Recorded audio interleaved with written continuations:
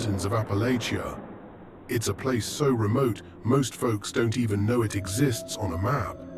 Just a handful of families and dense, unforgiving woods. This place doesn't have neighborhoods, doesn't have sidewalks, and most definitely does not have trick-or-treaters on Halloween. Halloween isn't a holiday here, it's a test. My family, and the others who've lived here long enough to know, follow a set of rules on Halloween night. It's not tradition or superstition, it's survival. Those who didn't follow the rules didn't live long enough to tell anyone about it. Our rules aren't just about keeping doors locked or avoiding dark places. They're specific, with reasons rooted in events we don't talk about. My dad always said they came from my great-grandmother's time, when people came to these mountains from Scotland and still believed in the old ways. Whether it's spirits, or something else that's out there, or things just too old to name, Halloween night here has always been a game of life and death. And each rule existed to give you just enough of an edge to make it through till morning. The first time I broke a rule, I learned why they exist, and I'll never forget it. Every October, around the second week, the rules went up on the fridge. We lived by them. My family took them seriously, and not just in a keep the kids safe kind of way. These rules were for everyone. Break one, and you'd put us all in danger. Here's how they go. If you hear 3 knocks at the door after sunset, do not answer. If you hear a single hard knock, open the door, but do not look at who stands there. Hold out a basket of freshly baked bread and wait until you hear the footsteps leaving to shut the door. If you hear someone call your name from the woods, do not answer. If you see a figure at the tree line wearing a wide-brimmed hat, do not look at him for longer than 1 second. If you hear chains dragging on the ground, sprinkle salt on all windowsills and door thresholds within 1 minute. If a candle is burning in the window of the old, abandoned Anderson cabin up the hill, stay indoors, no matter what. These rules didn't exist for no reason. They were handed down because bad things had happened. People vanished, people died, and strange things occurred. That's just how it was. I remember one specific year, years back, when Halloween night fell on a full moon. The air felt different, charged. My dad had a sense for when things were going to be bad. You could just feel it in the holler, thick in the air, like something breathing down your neck. Dad told us to get all the preparations done early. He instructed us to salt the windows immediately, standing by the door with his face tight with worry, saying that we weren't going to wait for the chains. I followed his orders without question, pouring salt along each windowsill and at the front and back door thresholds. My brother was baking bread, already anticipating rule number 2, the one we hated the most. It was the one that forced us to interact with whatever knocked, whatever stood on the other side of that door. We never knew who or what it was, but we knew if you didn't offer bread, or if you dared to look, it wouldn't be good. By late afternoon, the house was fortified. The bread was cooling on the counter, its smell filling the kitchen. The fire was lit, burning low, and a 12-gauge lay across Dad's lap, like it always did on Halloween. Isaac, my younger brother, sat closest to the window, glancing out every now and then. We had about 3 hours before sunset. The rules were clear, everything bad happened after dark, but the waiting was the worst part. The longer we sat there, the more anxious we became. Isaac asked quietly whether we had used enough salt that year. Dad didn't answer. He just stared into the fire, gripping the gun tighter. That was answer enough. The first knock came just after dark, a single knock, slow and deliberate. Isaac and I froze, staring at the door. Dad stood up, motioning for us to stay back and be quiet. I swallowed hard, heart pounding in my chest. It was time to follow Rule 2. Without a word, Dad picked up the basket of bread from the counter, freshly baked, still warm. He walked to the door, resting one hand on the knob. He reminded us in a low and steady voice not to look. He opened the door just wide enough to slip the basket through the crack, his eyes focused on the floor. The warm smell of the bread wafted out, and I could hear a faint shuffling on the porch. Whoever or whatever it was out there. I saw a flicker of movement from the corner of my eye, a shadow stretching across the porch, but I didn't dare look. Dad held the basket out, his hand shaking slightly. For a few heartbeats, there was no sound, no movement, and then footsteps. Slow, heavy footsteps retreating from the porch. He waited until they faded completely, then shut the door quietly, locking it tight. Isaac let out a breath and asked why we couldn't just leave the bread out early, why we had to wait for the knock. Dad's face was pale and his eyes were hard as he replied that we had to wait for the knock, and that if we didn't answer the knock, it would come in. We thought it was over. We had followed Rule 2 to the letter, and for a moment it seemed like things were quiet. But here, nothing stays quiet for long on Halloween. Isaac was the first to notice him. He was standing at the edge of the woods, just where the trees meet the clearing. He was tall and thin, a wide-brimmed hat casting his face in shadow. He didn't move, didn't make a sound, but he was there, watching. Isaac gasped, pointing, and whispered with a trembling voice that it was him. Dad didn't need to ask who. He knew. We all did. The man in the hat. Dad snapped at us not to look at him for more than a second. I glanced, just enough to confirm he was there. A tall, dark figure, almost blending into the shadows of the trees, but distinct enough to make my blood run cold. I looked away quickly, heart hammering in my chest. We got away from the doors and windows of the house and sat huddled in the living room, the fire our only light. Outside, the man in the hat stood at the tree line, unmoving as the night crept on. It wasn't until after midnight that we heard the chains. At first it was faint, a metallic clinking that seemed distant, almost like it could have been the wind. But it grew louder, closer, until it was unmistakable. The sound of chains being dragged across the rocky ground outside. Isaac's face turned pale. He shot me a look, wide-eyed and terrified, and whispered about the salt. Dad nodded grimly and told me to go check. I got up slowly, trying to control the tremor in my legs. I circled the house, inspecting every window and door frame. The salt lines were intact. Nothing had disturbed them. The chains continued to scrape outside, dragging closer and closer, but we didn't dare open the door. We didn't dare look. We stayed inside, sitting together in the flickering light of the fire, listening to the sound of the chains until the first light of dawn broke through the windows.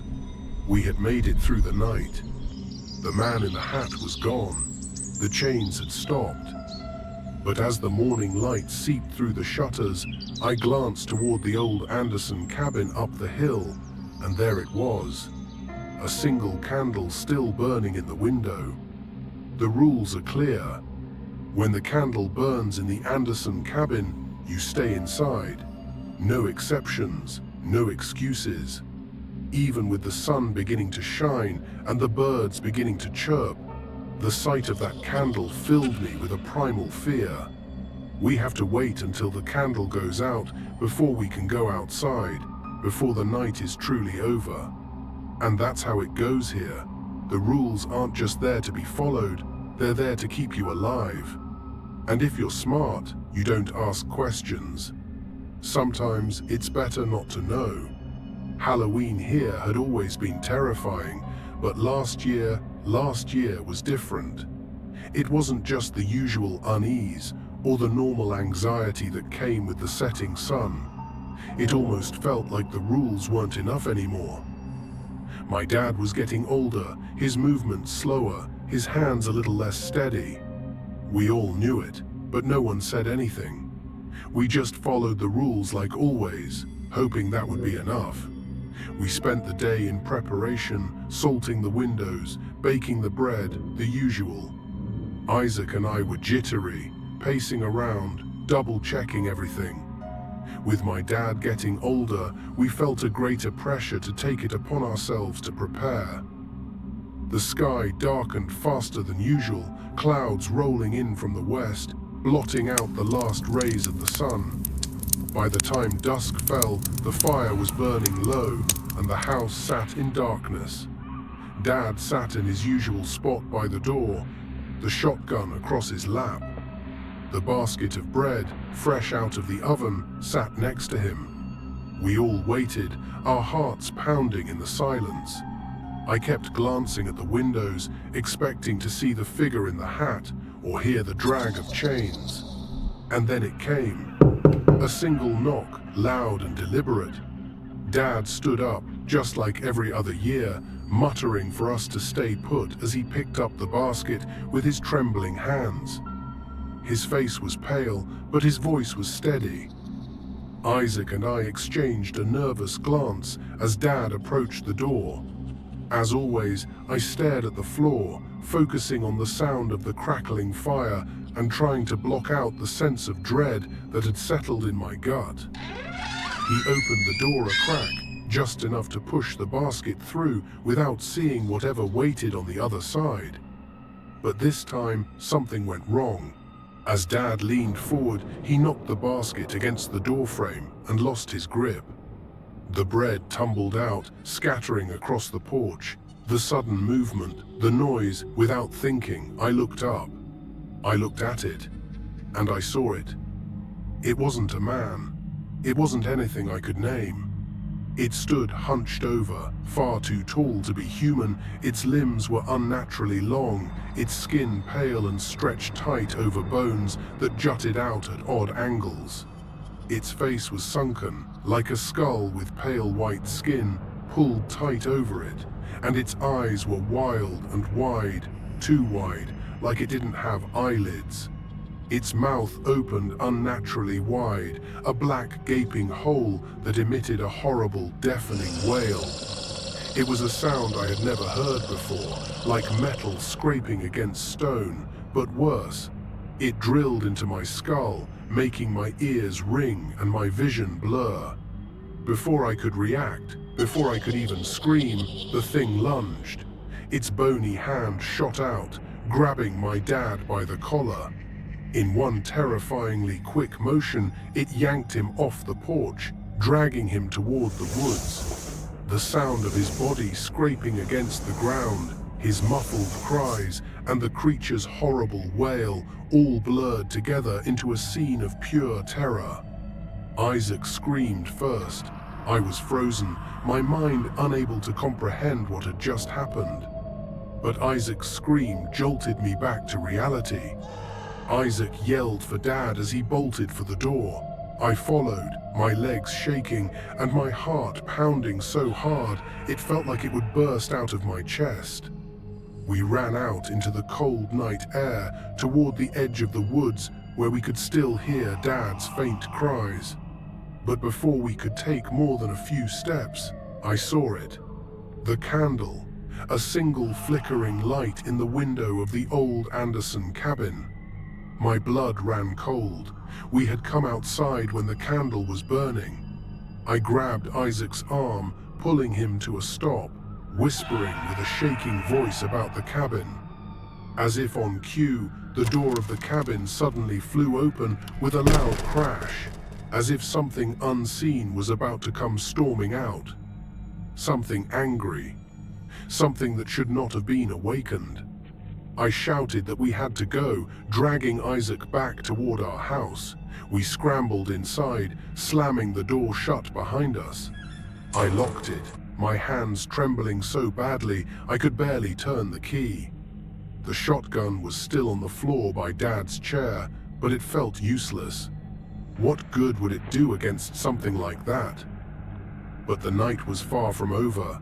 We huddled in the living room, terrified, waiting for the next rule to break. Isaac was crying, his hands shaking as he tried to steady his breathing. I stared at the door, half expecting something to come crashing through at any moment. The chains came next. We heard them clattering on the ground, dragging closer and closer. I grabbed the bag of salt, getting ready to double-check the lines of salt we had placed down earlier. The chains dragged right up to the front door, the metallic clinking echoing in the silence. I could hear it just outside, scraping against the wooden steps of the porch, but I knew the salt would hold. It always did. Or so I thought. Isaac was the first to notice it.